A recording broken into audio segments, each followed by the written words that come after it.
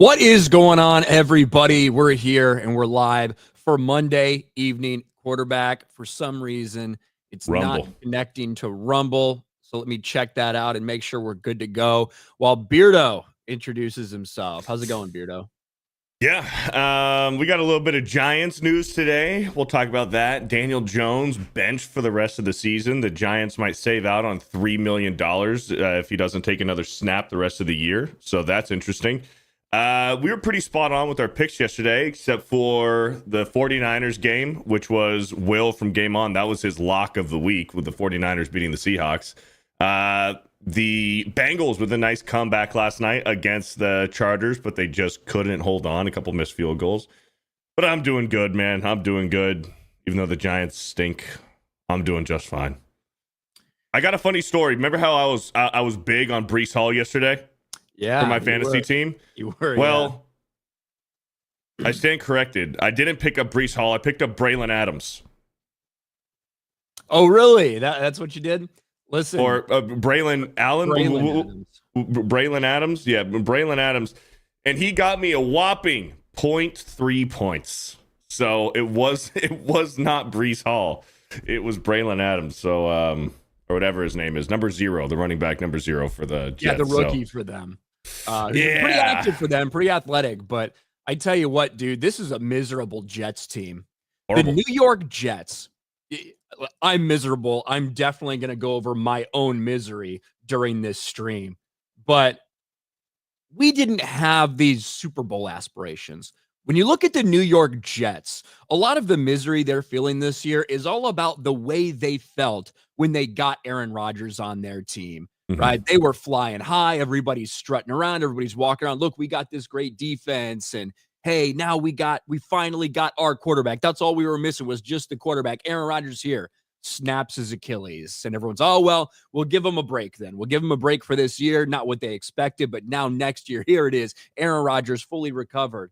And the New York Jets, I shit you not, are worse than ever. And that's not hyperbole. That's just reality when you look at the record. Winning percentage as Jets starting quarterback, Sam Wilson, 364. Zach Wilson, 364. Sam Darnold, 342. Aaron Rodgers, 273. And it is not good if you are the New York Jets. Anthony Richardson had probably the best game of his career, honestly, for the Colts. But this is a Jets team that on both sides of the ball has been so completely and totally disappointing. It has been abysmal for them. And it's all based on the perceptions they had. This is not what they thought it would be, especially when you give Aaron Rodgers everything that he wanted. And it's not like he played bad or anything yesterday. That defense gave up 28 points to an Indianapolis Colts team. But man, the Jets are rough. Yeah, the Jets freaking stink. They're going to be in the market for a new head coach next year. I don't know what their excuse is going to be. Like, what do they have to do? Is it offensive play calling? Because you know that Aaron Rodgers, he loves Nathaniel Hackett, and now even Nathaniel Hackett isn't even calling the plays anymore for the Jets. They have a new play caller. So I don't know what they're going to do. The Jets need a lot of help, and I think they believe that they have a complete squad. They're just not producing. Robert Saleh probably feels pretty damn good. And I think a little bit of this, too, is when you have that type of thing and this type of feeling from a team that was not a winning team, right? It's not like they did anything to earn this feeling that they were a winning team. They just thought that once they got these pieces connected, they would be a winning team. And you had a lot of young players, especially young players on the defensive side of the ball that thought they were just all hot shit, acted like they were hot shit, talked like they were hot shit, and they've not performed up to expectations. Guys like Sauce Gardner, who a lot of people give him so much praise, very young player. And, he even said, oh, we don't need, what are you talking about? We don't need to teach. We know how to tackle. We don't need to go through tackling drills. That's ridiculous. Well, apparently if this Jets defense, including Sauce Gardner, is anything to look at, they do need to practice that. That's just one of those things that can happen. And I personally have never felt that Aaron Rodgers is a very strong leader. I actually think he probably comes off as fairly aloof and disconnected. Dude's got a huge ego, and a lot of big players do. There's no doubt about that. But for me, I've always seen Aaron as not a guy who you look to as that traditional leadership role. He's not like a fucking Tom Brady or something like that. He's a guy who goes out and stirs shit. And, I appreciate some of the things Aaron Rodgers has stirred shit about, certainly, and I'll cover them when he does so. But from getting head coaches fired or asking for head coaches to be fired or playing things in the media, that's something that Aaron Rodgers has done consistently throughout his entire career.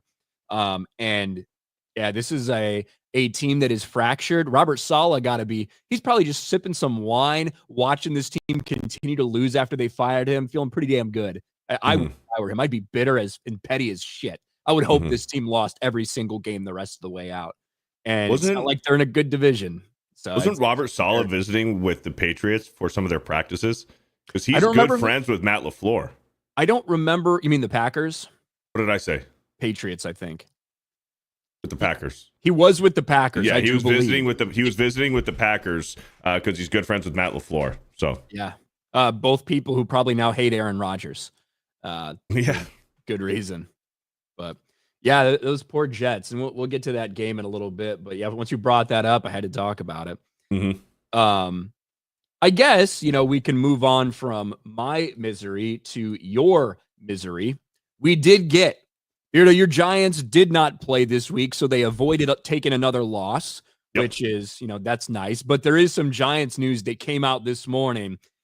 The Daniel Jones era, at least this year, is officially over. Giants bench Daniel Jones ahead of week 12. Danny Dimes no longer will be starting. I think they're going to Tommy DeVito. I think he's still on that team. That's who they're going to. Yep. And they're calling it a football move, and maybe it is. Daniel Jones certainly hasn't played very well this year. But also there's some interesting contractual things. When you look at next year, I think there's like a $23 or $25 million injury guarantee for next year. If you were to, say, blow out an ACL or an Achilles and not be ready to go next year either, they might be looking to avoid some of that guaranteed money they kind of foolishly gave Daniel Jones.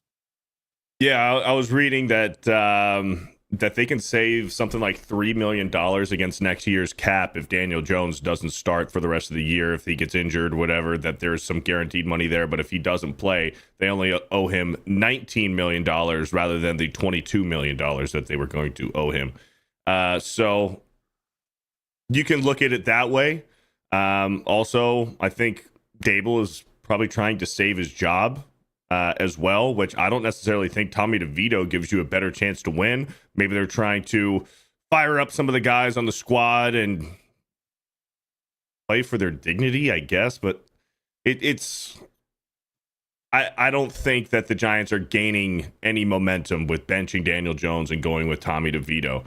And now with Tommy DeVito starting, the Giants, they had a big Thanksgiving matchup against the Cowboys here in a few weeks. Damn. And you're going to have Tommy DeVito versus Cooper Rush on Thanksgiving prime time. What a matchup. It used to be Lions games where we were like, oh, God, this is going to be a crap game. That has all changed with the current state of the Cowboys and the current state of the Detroit Lions. But yes, Daniel Jones has not played great. The team hasn't played great as a whole, and looks like he's going to be gone for the rest of the year at least. We'll see. Do you think? What do you think happens next year? Do you guys just tank and try to get the number 1 overall draft pick because you're in contention? Yeah.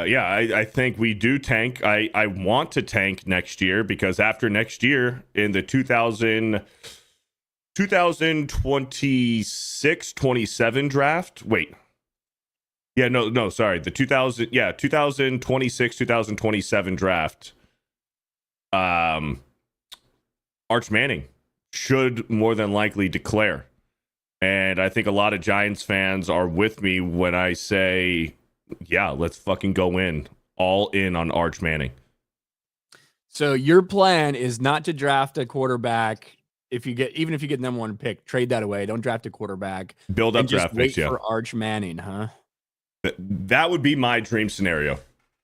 That would be my dream scenario. Trade the number 1 overall pick this year, get a whole bunch of draft picks, and then tank again next year. Get the number 1 draft pick. You have all those picks, and then build a squad around Arch Manning. That is a pathetic dream to have. just like for the record, I want to lose the next 24 games straight. That's my dream for the New York Giants. I'm desperate, man. I'm desperate. There's like no hope. I don't want Shedeur Sanders. I don't want that bum out of Alabama. I don't want any of these guys. I don't want Cam Ward. No one thinks I don't want Jalen Milroe.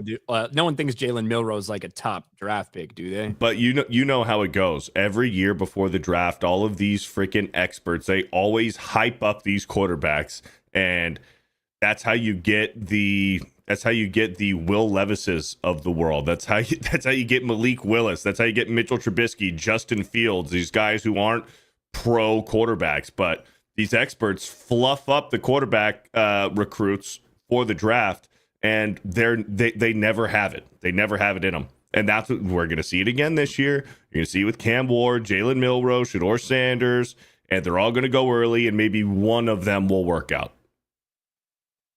Yeah, we'll see what happens. I see D's Webos Texans fixing to whoop up on the Cowgirls. Probably will happen tonight. Then Alex McCarthy, misery. My Jags lost. Happiness, my Packers won. I guess we should talk about that, shouldn't we? You would think that after the Hail Mary improbable loss to the Washington Commanders and Jaden Daniels for the Chicago football team, right after Caleb Williams led them down for a potential game-winning drive to put them ahead in what looked like a sure-to-win scenario, miraculous Hail Mary happens. You would think that maybe that would be the most miserable loss of the season for the Bears, and it's pretty rough. It still hurts. I'm not going to lie. I don't like seeing that play. But the Bears can always outdo themselves in one way or the other. And once again, for the second time in 4 games, we're talking about Caleb Williams doing everything he needs to do to lead the Bears to victory and them finding some way to fuck it up. And this time it's in the matchup that means more than any other matchup, the oldest rivalry in the NFL, and one that has been very one-sided over the past several decades. The Bears had a big lead in that overall series, but when you have Favre, when you have Aaron Rodgers, and now you have Jordan Love with the Packers, they just seemingly continue to win and win and win. And somehow, some way, despite all of this stuff that went on, all the chaos at Hallis Hall, finally, the management forces Matt Eberflus, this bitch, this fucking cocksucking bitch, because that's who Matt Eberflus is. He's a coward. He's not a leader. He's a bitch. He should have been fired weeks ago. They never should have kept him on. They should have hired Jim Harbaugh and they had a chance, but I'll get to that. Because this conservative bitch continues to find ways to lose games, you had a chance to win, and it all goes up in smoke. Packers block field goal to ruin Caleb Williams' heroics. And we might as well watch that. And I get it. I know that the Bears are going to submit this to the referees. I know that it should have been a penalty for the way they went over the center, for the way they were pushing up on him, or the long snapper. I know. It absolutely should have been a penalty. This is the way things roll sometime in the NFL. Sometimes refs miss calls. I preach about this all the time. And it fucking sucks, but it's the reality. But Cairo Santos, 46-yard field goal attempt. Get into position with Caleb Williams driving down the field. And this is what happens. It is blocked! Oh! And I knew as soon as you heard that second thunk. I didn't even see the ball, but I was watching on the TV and I heard the thunk. And I was like, fuck, they got a hand on it. I fucking knew they got a hand on it. And here it is again. It is blocked! Oh my goodness, the Packers block it, and they're going to win! And that's it. And of course, this is in the aftermath of the Bears changing their offensive coordinator. And as I said multiple times over and over again in the last several weeks, like the play calling makes no sense when you have the offensive line that the Bears had. You can't hold up for 3 seconds for someone to do a 5-step drop and for people to run 10, 15-yard out routes if you're going to do that all fucking game. And Shane Waldron and Matt Eberflus were saying, Caleb, just stay in the pocket. Just make the reads. Promise, we got you. So what happened? Sack after sack after sack. Finally, Thomas Brown comes in there's like, hey, why don't we work with what we got? Why don't we run some quick outs? Why don't we run some quick hitters? Let's get the ball out. If we can't block for 3 seconds, let's block for 2 and get the ball out. And if no one's open in that first or second read, use your legs, make a play. It's exactly what happened. Caleb Williams played excellent virtually the entire game. Even had some heroics at the end. I want to see if I can find this one. Here it is. 3rd and 19 after taking a sack. This is the next 3 plays for Caleb Williams. Williams in trouble. Gets that out of one sack. Run for his life. Throws. Oh, it's a big catch. Not there. Somehow escapes that sack. Fucking laser to Roma Dunze. Make it 4th and manageable, right? 4th and 3, 4th and 4. And then just a perfect back shoulder throw. 4th and 3. Game on the line. Williams lofted one for a Dunze. He caught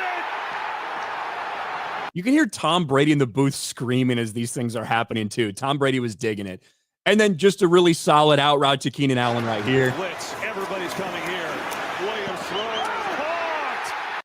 And you're right there at the 30-yard line with a lot of time left because this thing goes to review. So the clock was stopped for a little while.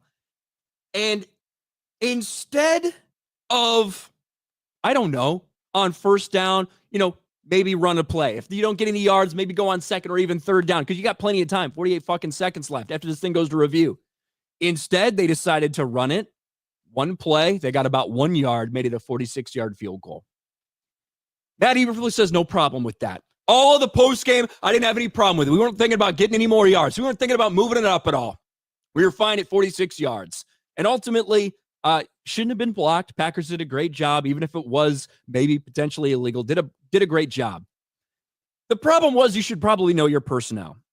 Cairo Santos, not the best leg. Super accurate when he's close, but not the best leg. I think his career long is like a 54-yard or something like that, right?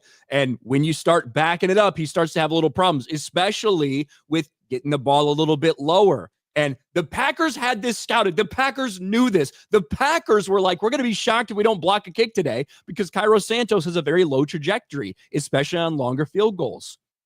Matt Eberflus says those yards didn't matter. We didn't have a second thought about trying to get maybe 5 yards closer to make it an easier field goal. Cairo Santos has a bear. Perfect. Under 40 yards. Cairo Santos is a bear 76 from 45 plus. Know your fucking personnel. Know your fucking personnel. And you know what makes it even worse, Beardo, is you're just sitting here listening to me rant. Like, this bitch, Matt Eberflus, it's not even close. Active NFL head coaches in one-score games. Matt Eberflus, 5-17. Look at the rest of the NFL in terms of percentages. It's miserable. You know what really fucking sucks for me is that you had Jim Harbaugh. Jim Harbaugh was available, and they didn't even want to talk to him.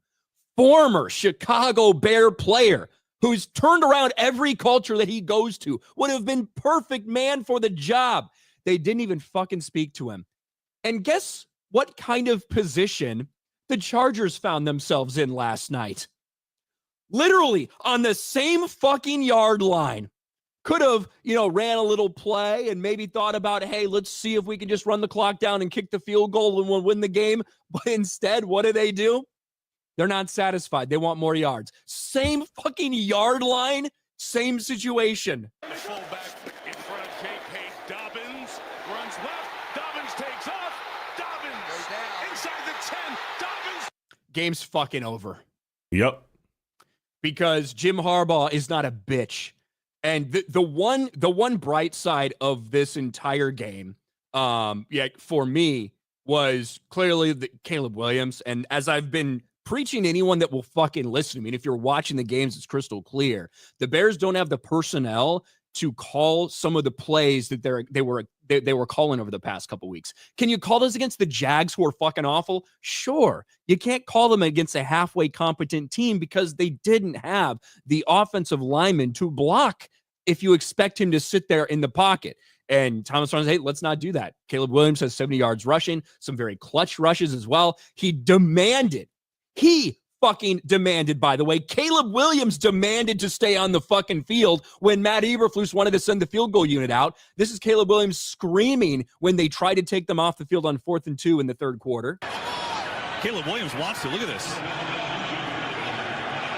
Yeah, he likes it. There to go. He was yelling for the call. Good. He's screaming at the coach to fucking go for it. And he played great. I think he was like 24 for 31, very efficient. No touchdowns because every time they got close, they ran it in. But put them in the position to win. And for the second time in 4 weeks, we're sitting here talking about what should have probably been everyone would be talking on First Take about the Caleb Williams game-winning drive, and instead we're talking about how the Bears find a way to fuck it up again.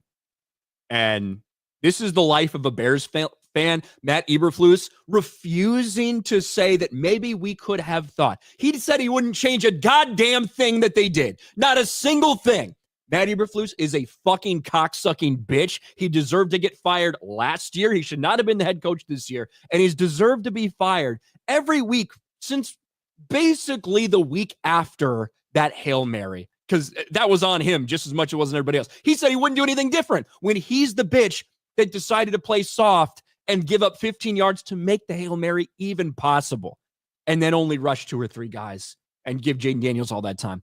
Matt Eberflus, not a leader, not head coaching material. Get the fuck out of this league. This man is worse than a fucking terrorist. He's worse than Osama bin Laden. He's worse than Al-Qaeda. He's worse than ISIS to this Bears franchise. But Bears management, they're part of the fucking problem too, because they refuse to get this piece of shit out of there. You nailed it, man. There's nothing else I can say. You said everything about it. Oh, man.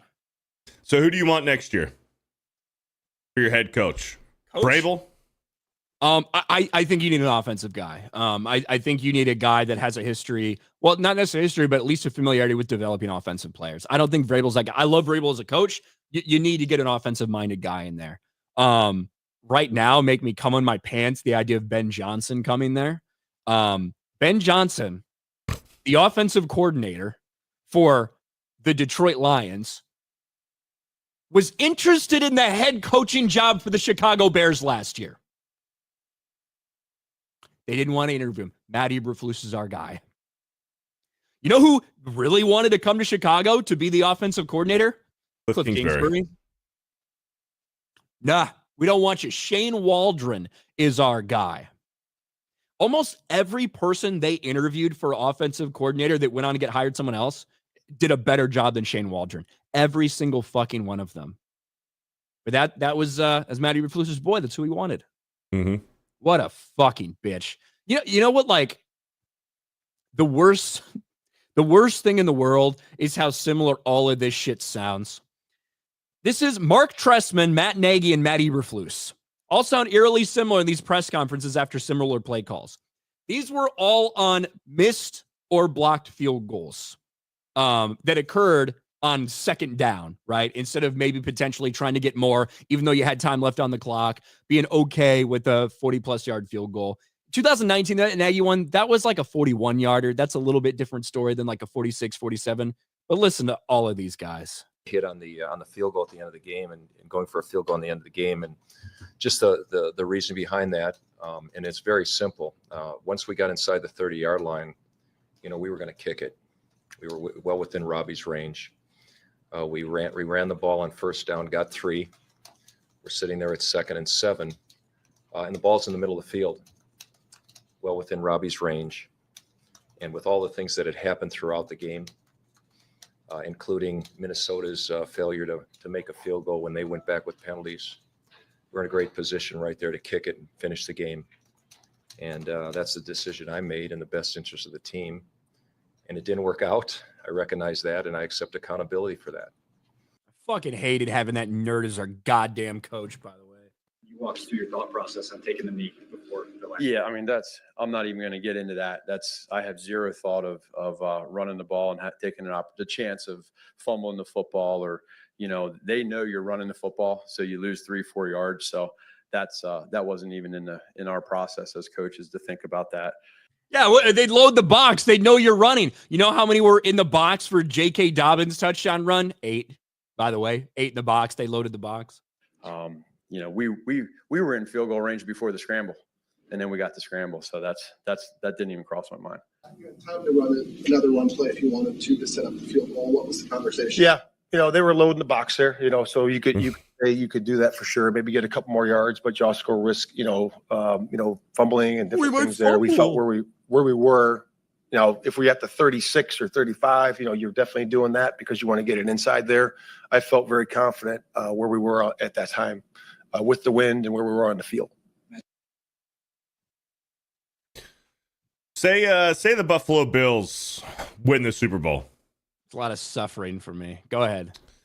Buffalo Bills win the Super Bowl. You think he can drag Joe Brady out of there? Would you like Joe Brady if you can't get Ben Johnson? No, like right now we kind of have to wait and see, I guess, and see how things stack out. It's just so it's hard for me to believe that an organization that Harbaugh had been so friendly with over the years in the Bears were not interested at all in any way in signing him. I think this is an organization that cares more about this like kind of reputation of being like, oh, we're one of the oldest ones in the league. We don't fire coaches in the middle of the season. We don't do that. We give everybody their shot. And I also don't think they want a personality as a head coach. You know, they don't want like a strong personality like that.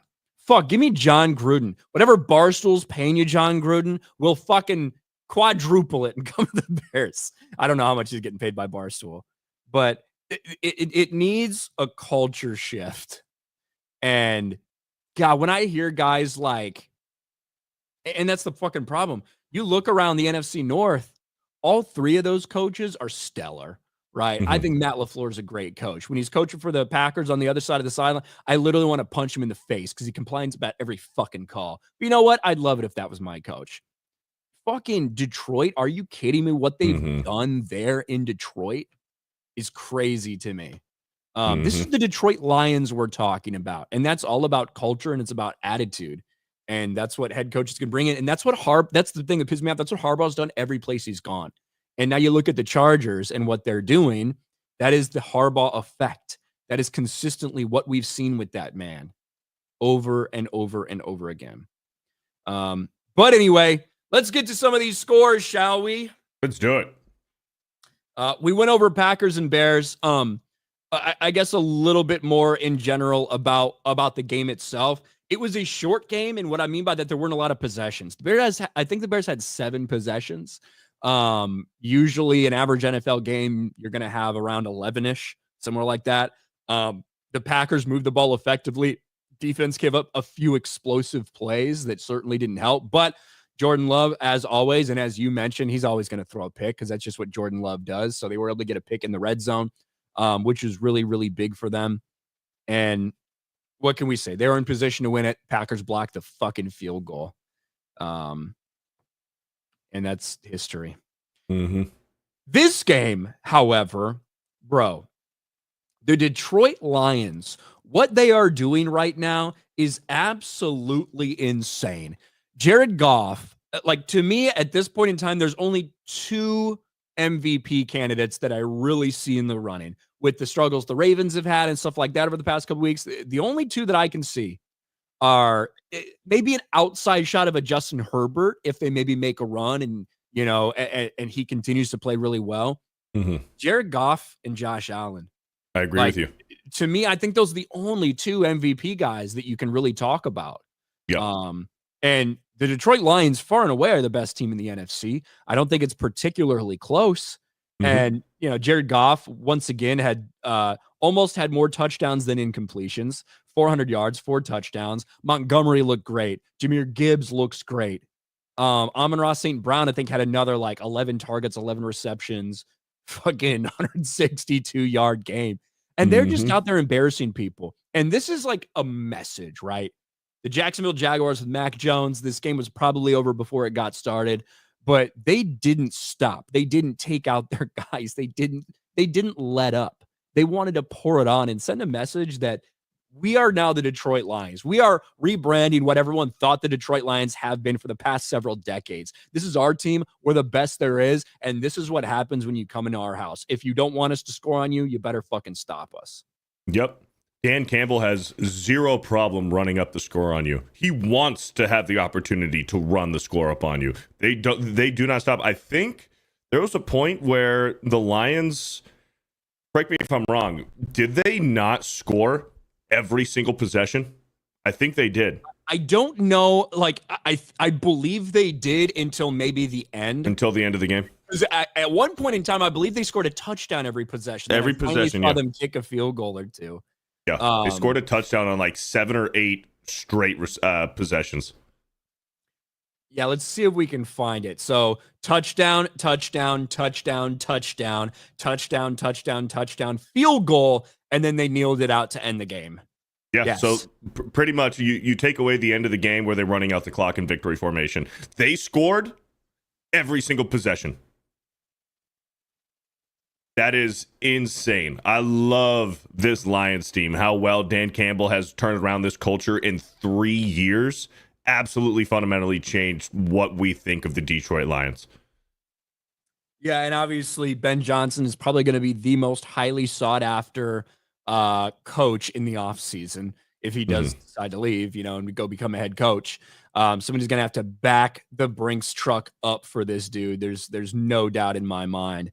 The Jags, I don't think Trevor Lawrence in there makes too much of a difference, but here we are. Vikings, Titans. Vikings handled business against the Tennessee Titans.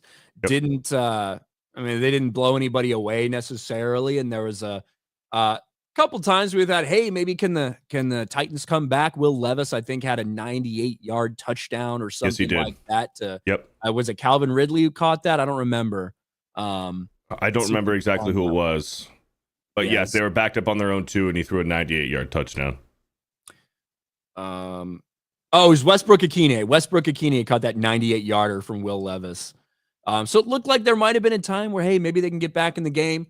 But Minnesota Vikings take care of business. I haven't been particularly impressed with Minnesota over the past several weeks. They were flying, and they're still fucking 8-2. I feel like everyone's almost forgotten that this team is 8-2 because they haven't played like you would expect for a 2-loss team over the past couple weeks. They've really played down. I believe the Bears play them next week, so it'll be interesting to see how that goes down. But and the Vikings' 2 losses, were they not to NFC North teams? It was to the Lions and the Packers? I believe so. I'd have to check. Let's see. Lions, Rams. Lions and Rams. Okay. Forgot about that Rams one. Yep. Yeah. The Vikings, they're sneaky. They're sneaky right now. Like they were getting a lot of attention in the beginning of the season, but they lost those 2 back to back, and then we're kind of like, oh, okay, maybe they were frauds, but they're still hanging in there. They're a sneaky good team. You see some mistakes from Sam Darnold coming back down to earth, being what Sam Darnold is, but that squad is freaking good. Kevin O'Connell, he's coaching up those boys good in Minnesota. So yeah, I think, like I said, that's Kevin O'Connell's one of those guys I'd put as he's much better coach than Matt Eberflus, certainly. NFC North is a difficult division, at least if you're the Chicago Bears.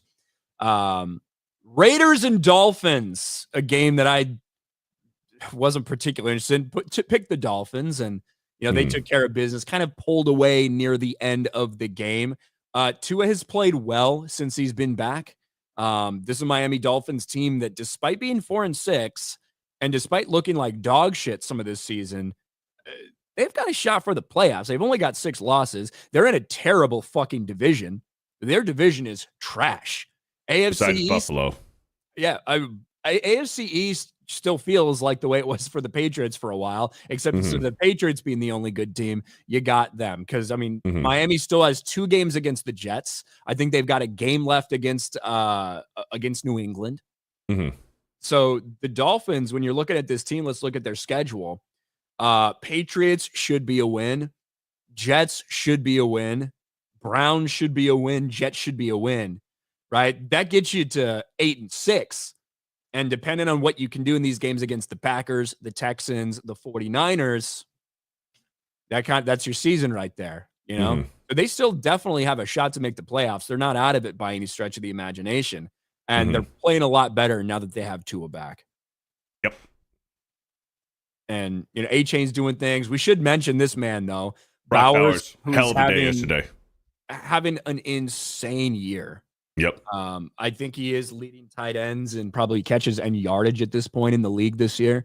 He's been an absolute monster for them. There's no doubt about it. And it doesn't matter who's throwing him the ball either.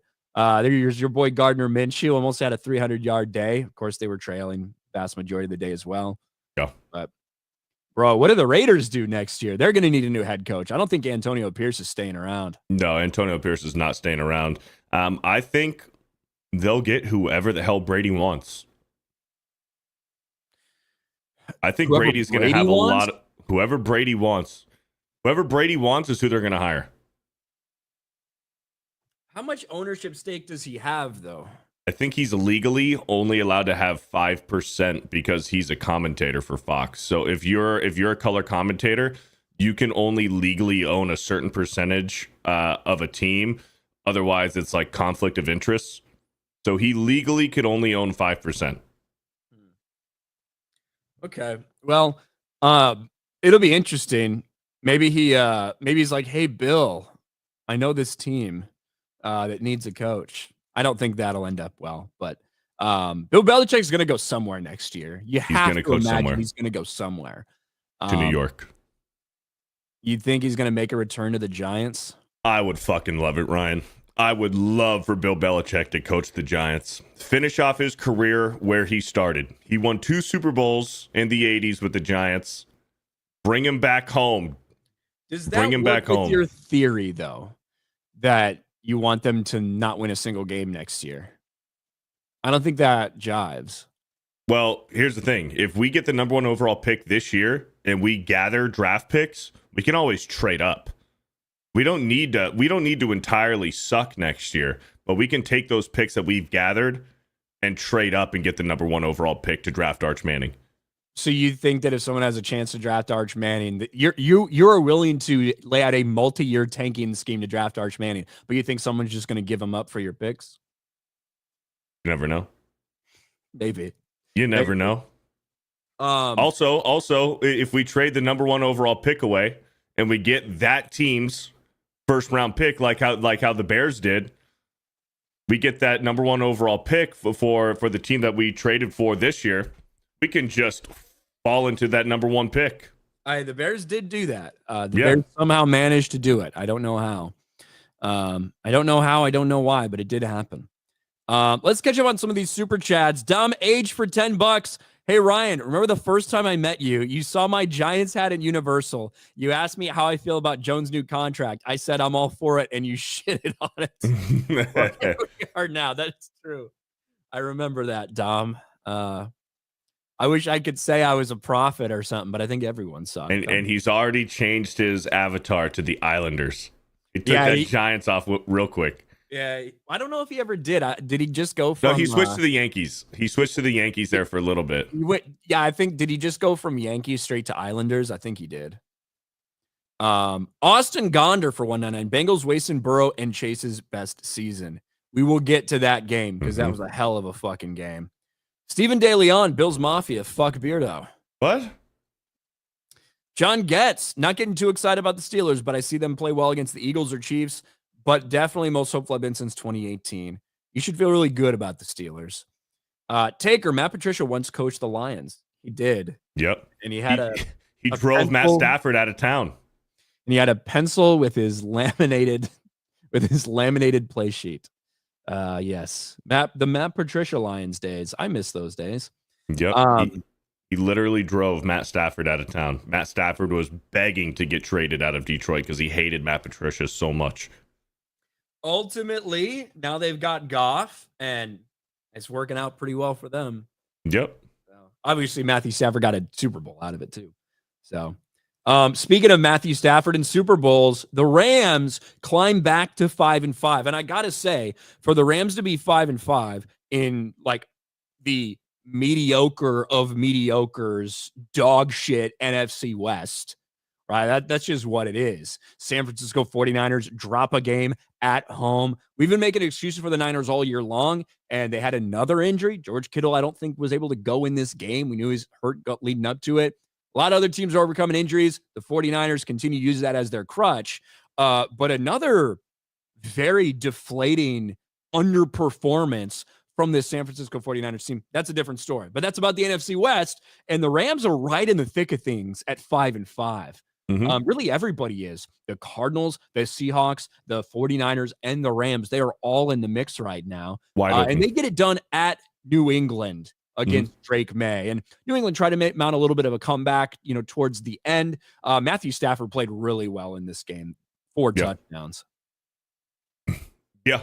For some reason, red zone, I didn't catch most of this game. But yeah, I mean, you're seeing the resurgence of Puka. Puka had a great game yesterday, too. They're starting to get some of their key players or heavy hitters back. So, yeah, the Rams in the NFC West, that division is wide open. Now, don't expect a wild card to come out of that round. I mean, we'll see. I mean, maybe. You never know. There could be a few teams that finish this season 10-7, 11-6. So maybe you could get a wild card out of this division. It doesn't look like it, but this NFC West division is very fucking interesting right now because I don't know. I'm like looking at it for this season. You got to think that the Arizona Cardinals look like the best team out of this division, but the Rams are making this comeback now that they're healthy. The Cardinals have looked better. I mean, obviously they're 6-4, right? So obviously they have looked better, but it's tough to feel like we trust them, even with everything we've seen from them throughout the course of history. It does look like a different team, looks like a different attitude, and they're still playing well, and it's the second half of the season now. But still, for me, I would probably put more trust in a team like San Francisco or a team like LA down the stretch to be able to pull that off. But all that trust I've had in San Francisco hasn't meant shit over this season so far. So it's tough to tell. But coming back to this game, Drake May had to throw the ball a lot. He threw the ball 40 times. Did have a pick near the end of the game, which they're trying to come back. He kind of washed that one away. I'm not really too worried about that. Drake May played solid, but the Los Angeles Rams, they had a couple long touchdowns, including one to Cooper with cover 0 when they went all out blitz on Stafford. He got it out just the right moment, and Cooper Kupp scored probably the easiest touchdown of his fucking life, like a 70-yard walk into the end zone. But Rams get it done on the road. Yep. So, which is not always super easy. I want to see what 69. Oh, a 69-yard pass to Cooper Kupp there to begin the second half. Only one team coming out for the NFC North. No fucking way.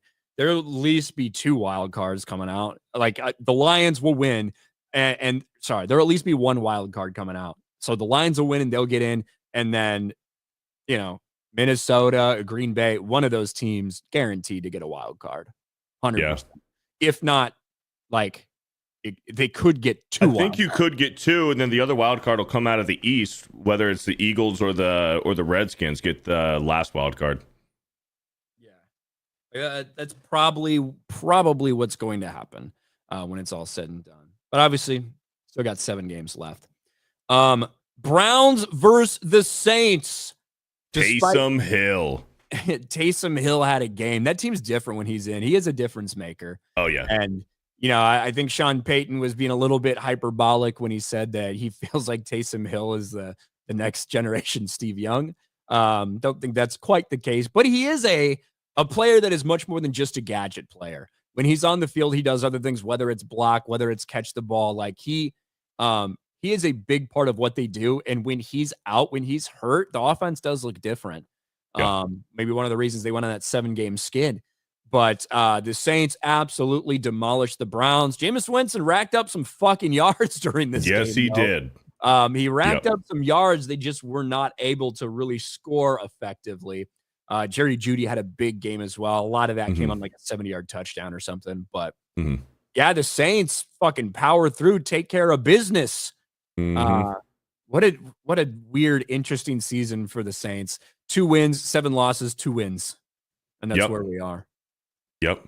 You're right. The offense really looks entirely different with Taysom Hill back there. He can play everything, dude. Quarterback, tight end, wide receiver, running back, fullback. He's a good pass blocker. Fast as fuck, too. He's just really fucking talented, man. And he's finally found his spot in the offense where he started his career trying to develop as a quarterback, and then started probably taking some scout team reps at different positions back when the Sean Payton era, was maybe lighting up the defense, the starting defense on scout team, and Sean Payton's like, oh, maybe let's throw him in the mix and do some funky shit with Taysom Hill.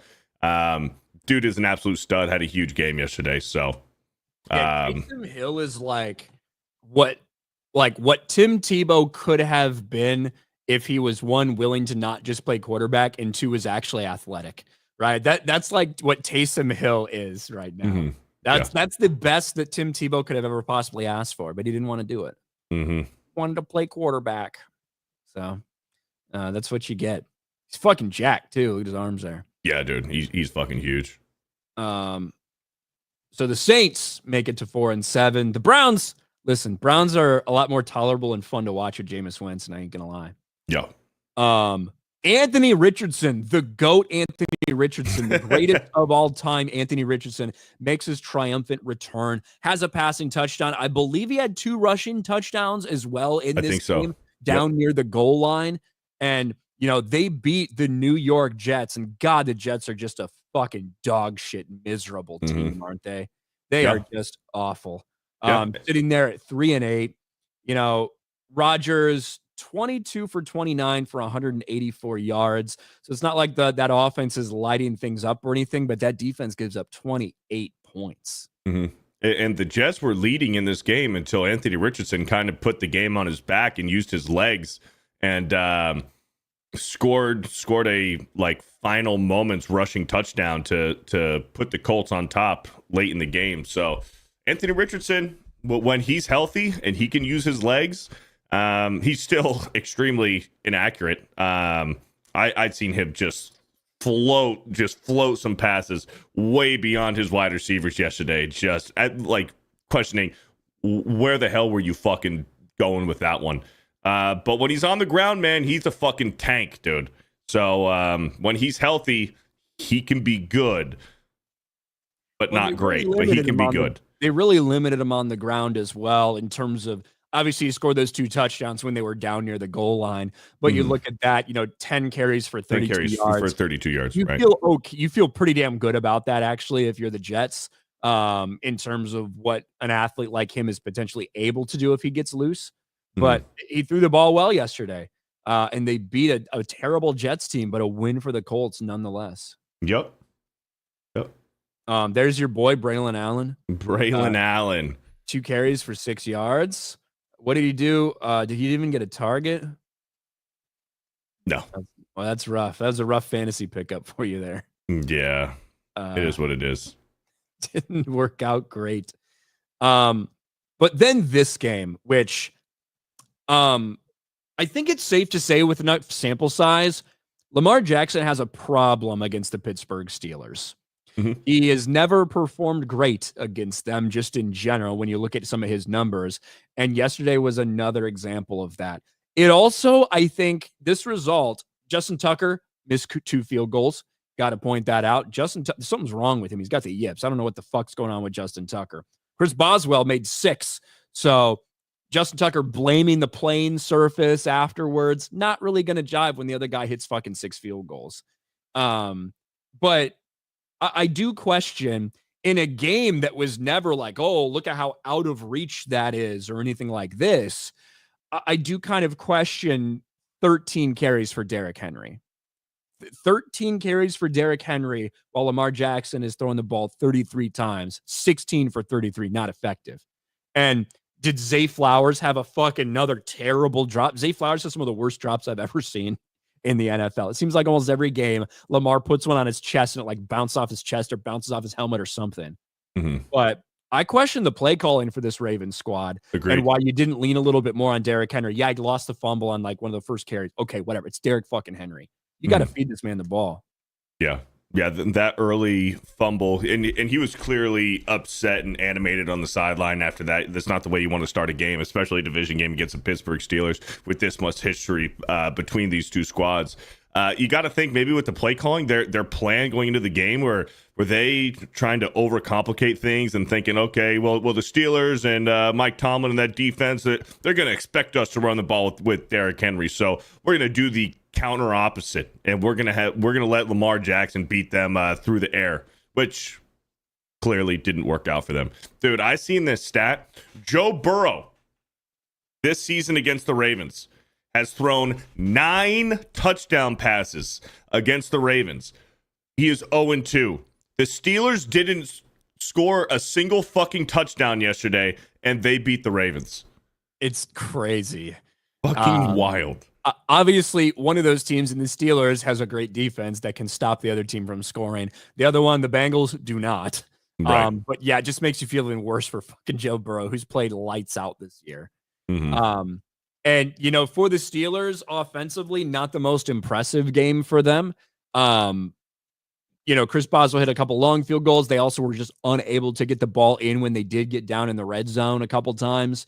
Russell Wilson had one very strange interception that I feel like I don't know if he was throwing at a time or who he was throwing to, but it felt like he either didn't see it or didn't maybe think there was anybody behind him. He just decided to not even go up and give it a try. Maybe he thought another receiver was walking behind him and didn't want to fuck it up. And it just falls into the Ravens defender's lap. It was a very strange interception. Mm-hmm. But Russell Wilson throwing some more dimes, some moonshots to guys like George Pickens out there.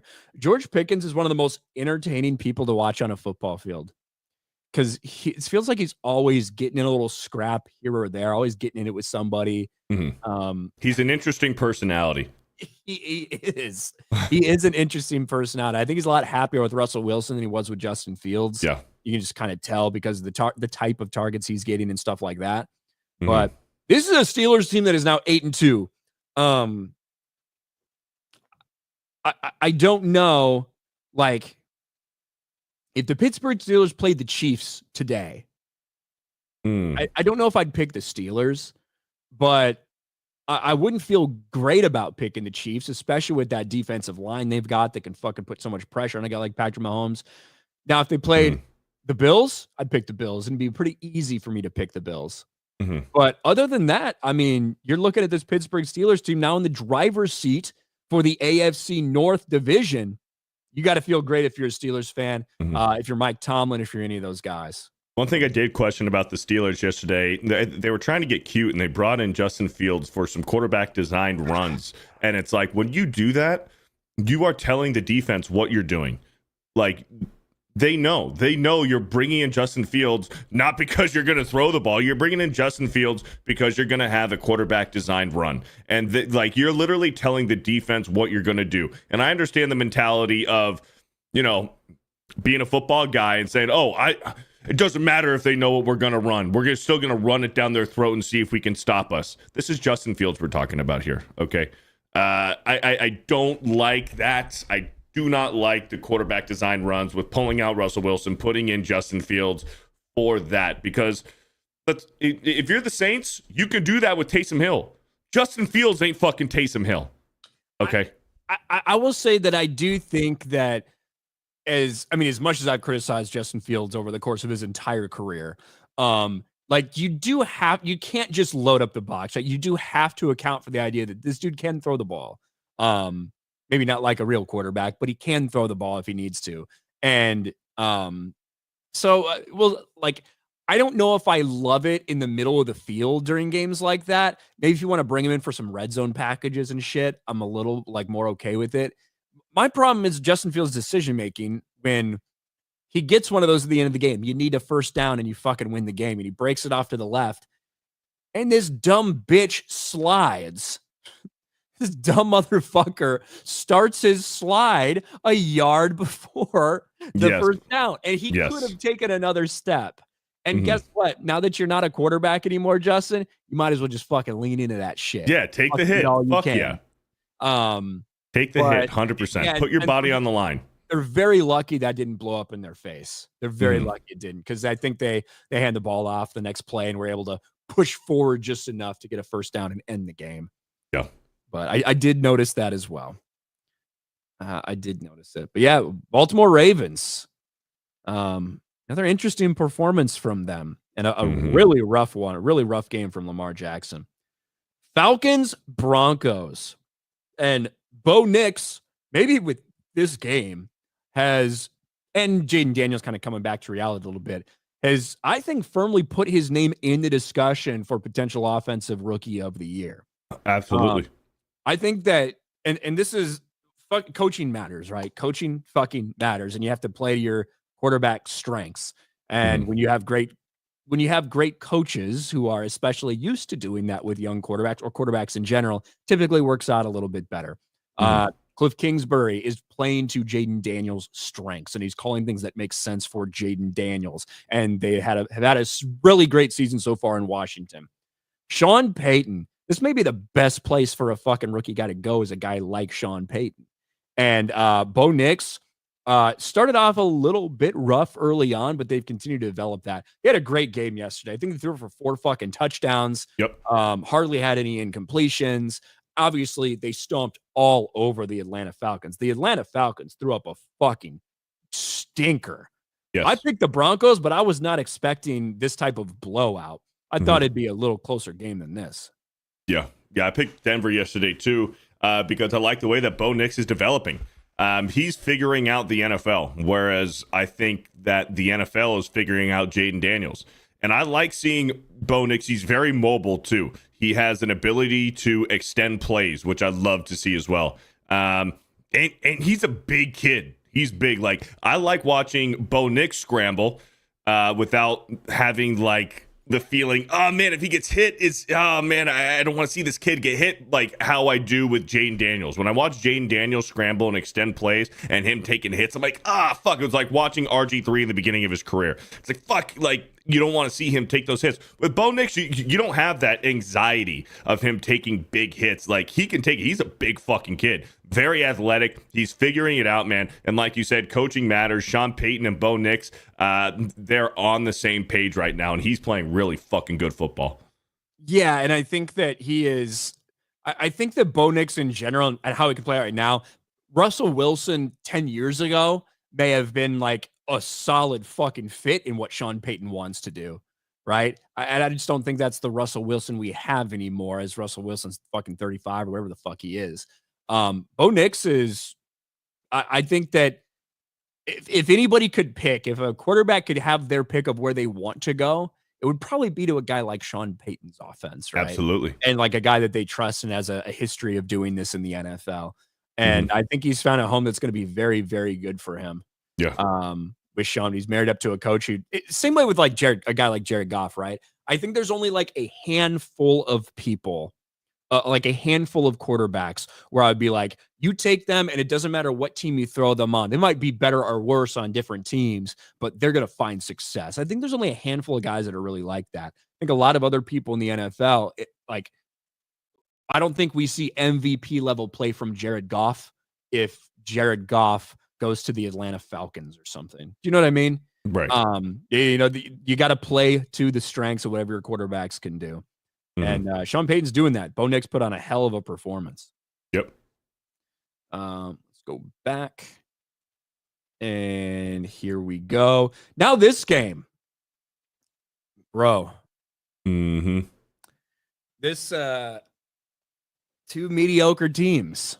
Yeah. Is it time we say that? Is it time that we call the San Francisco 49ers a mediocre team? Because they're now 3-3 at home. Yeah. They're 500 overall. They're 3-3 at home. And they've lost some games that you really scratch your head about. This is one of those games you scratch your head about a little bit.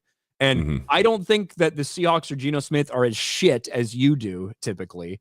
But I think they're an average team. I really do think the Seahawks are a very average, mediocre team. Should be an 8-9 win team.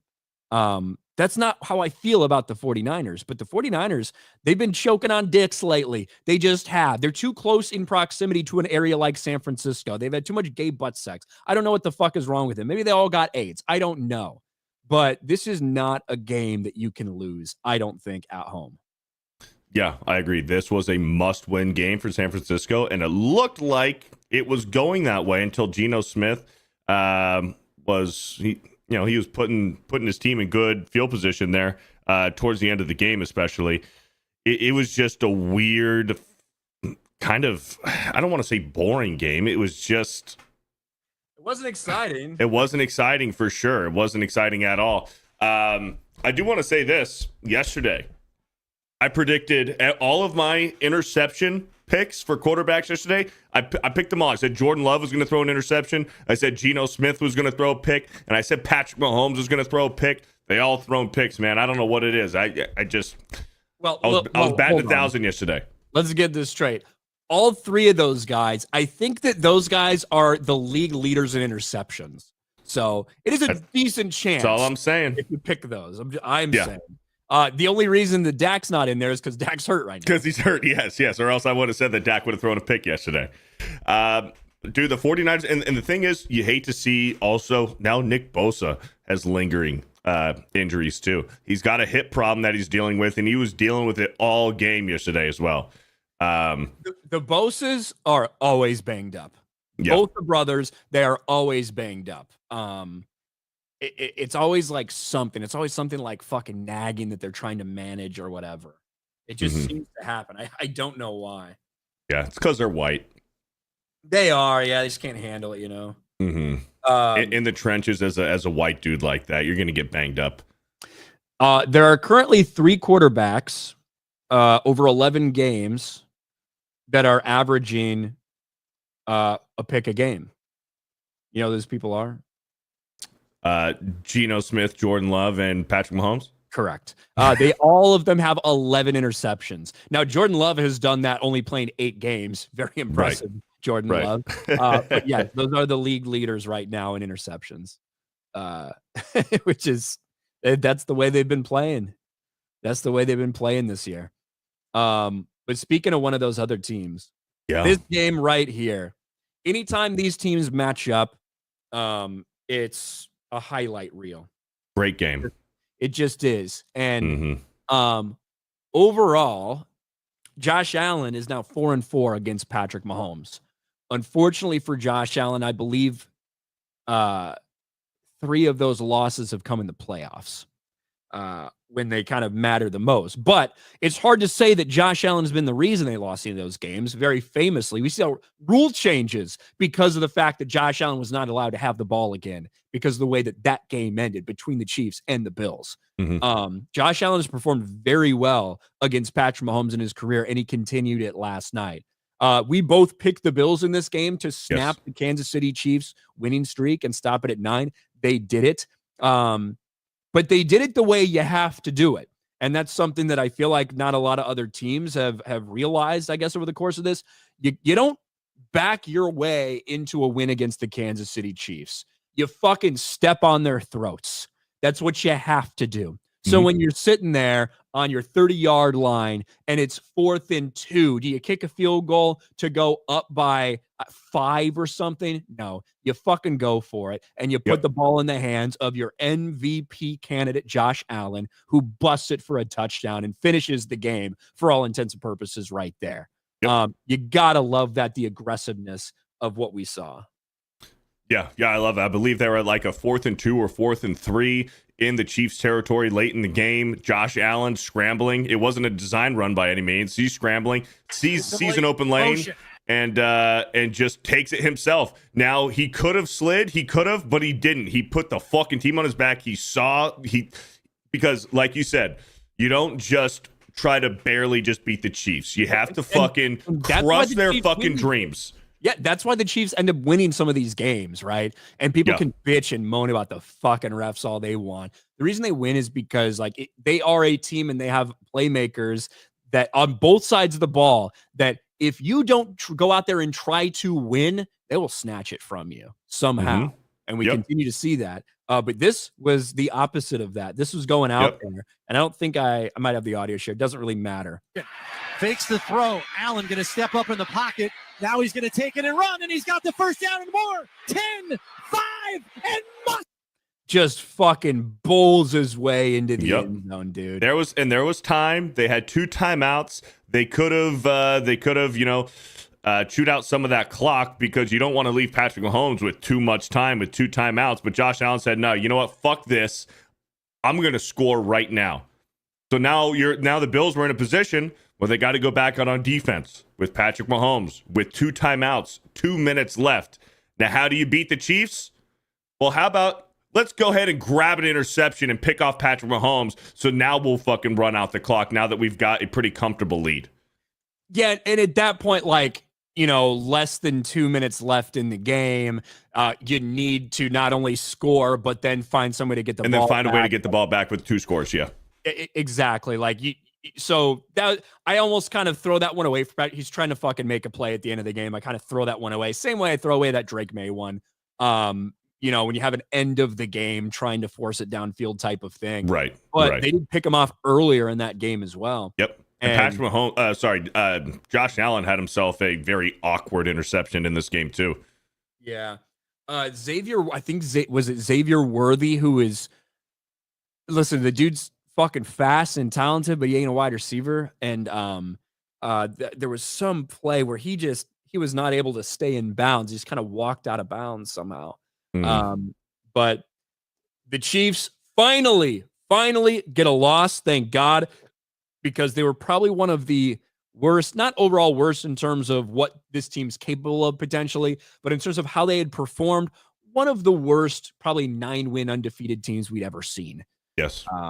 Very low point differential. I think the Kansas City Chiefs have like a 40-point differential or something this season. A lot of close games for sure.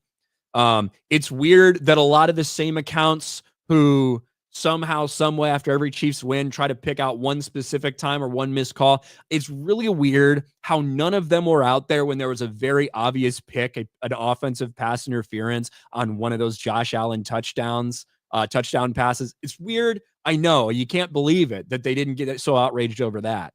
But I guess the engagement bait on Twitter just isn't as good when you're complaining about that and not about the Chiefs. But then the last game of the night. Another great game. This looked like it was going to be incredibly fucking one-sided. Yes. It was like a 21-24 point lead or something at halftime. I guess we can see it was 6-24 at half. And the Bengals, in like a 9-minute span, essentially, they caught right the fuck back up in this game. And Joe Burrow, as you can see, 3 touchdowns, no interceptions. Justin Herbert played. He had a little bit of a tough time early on with it, and honestly, just some great play from some of the Cincinnati DBs at times. Didn't have his most efficient game, but whether it was making plays with his feet and running or whether it was making plays in the air, Justin Herbert is a fucking stud. He's a dude that anybody would love to have on their team. And this Los Angeles Chargers team, we played it way earlier in this stream when I was bitching about how the Bears passed on Jim Harbaugh, what they decided to do when they got the ball back tied. They didn't sit there. They weren't comfortable just kicking a field goal. They pumped it right down their throats and they scored a touchdown. Yep. Very aggressive. They played very aggressive. And starting the second half, the Bengals, it was like all Bengals second half. It was crazy. First half Chargers, second half Bengals. The Chargers went like on 3 straight 3-and-outs to start off the second half. They couldn't do anything. Dicker the kicker with a field goal in the third quarter. And even in the fourth quarter, 3-and-outs. And then on the last drive, tie game, it looked like because Evan McPherson, 2 missed field goals for the Cincinnati Bengals where, they would have had a comfortable lead. And the Chargers would have had to score a touchdown. So maybe the Chargers still win this game. I don't know, but the Chargers might have been deflated after those 2 potential made field goals. You never know.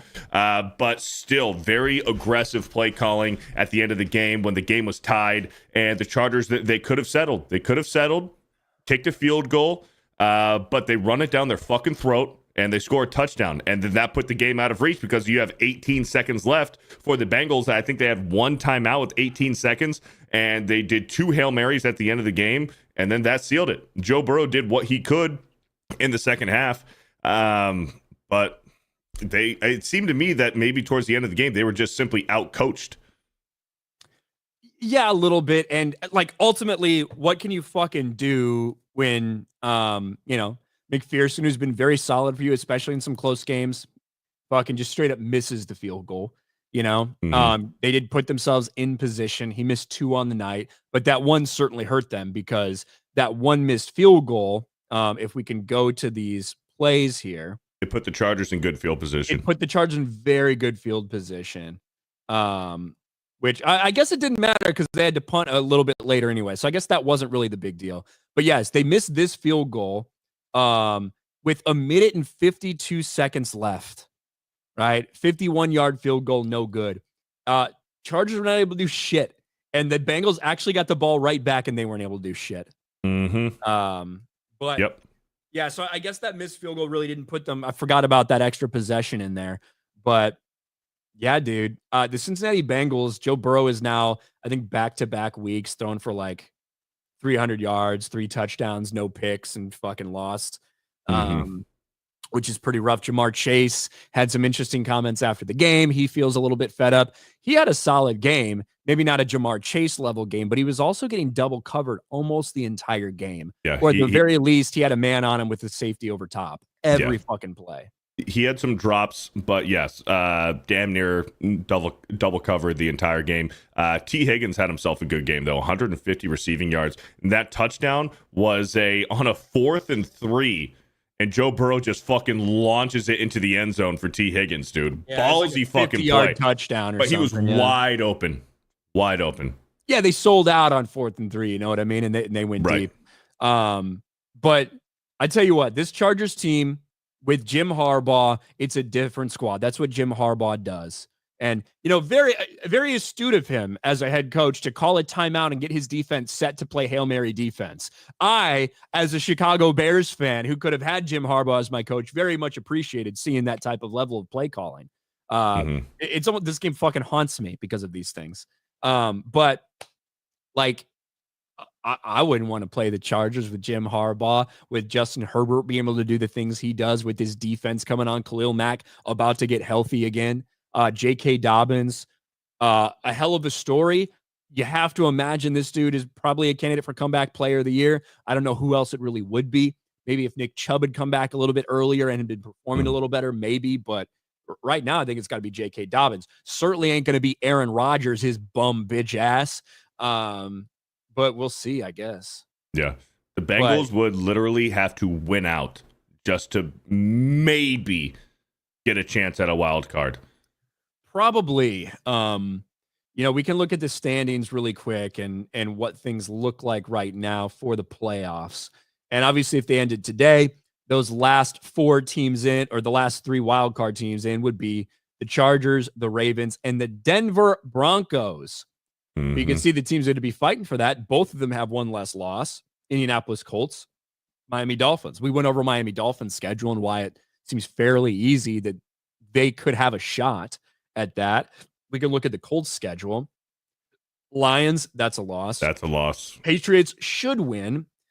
At Denver is a tough game. Titans win.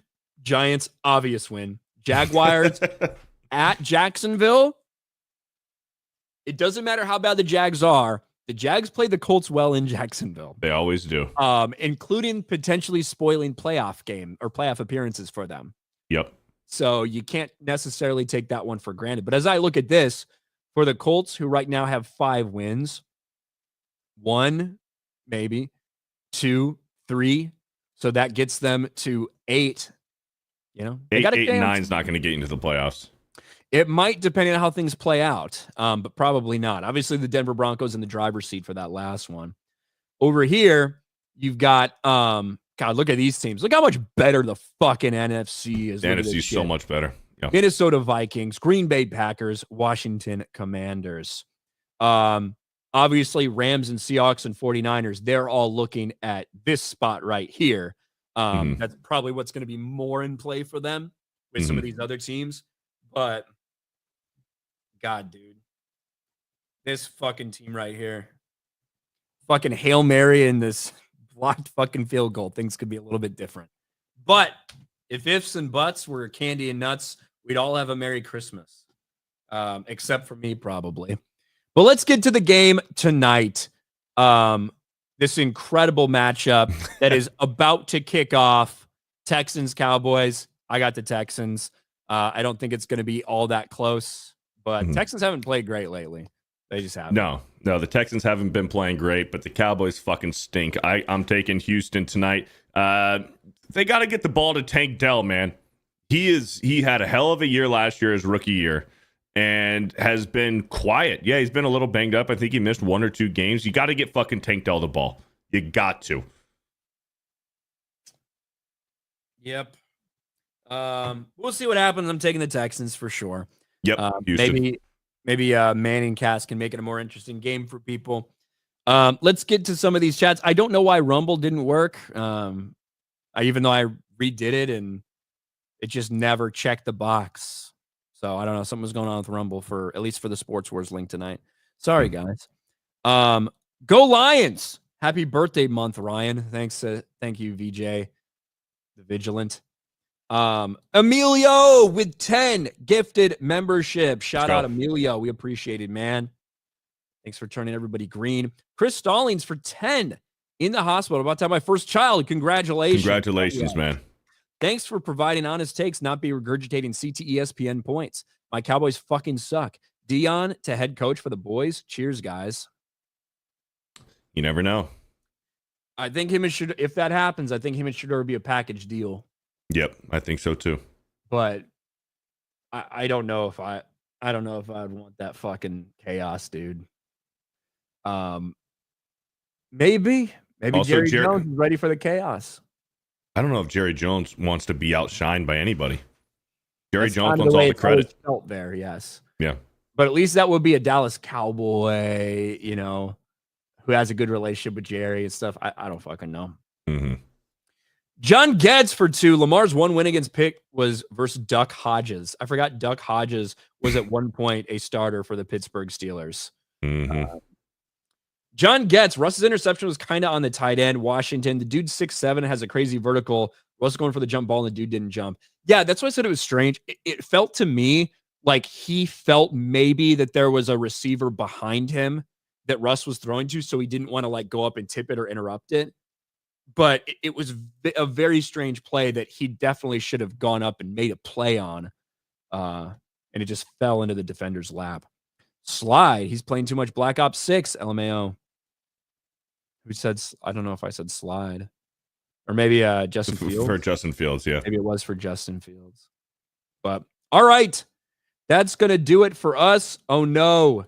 We got a touchdown that got called back, apparently. For holding? Looks like holding on Laramie Tunsil, if I had to guess, based on what Zeke the Wise says. But who knows? Who knows? All right, guys. That is it for us. We will talk to you next week. And it would probably be another miserable Bears loss for me. But there you have it. We'll talk to you guys later. Bye, everybody.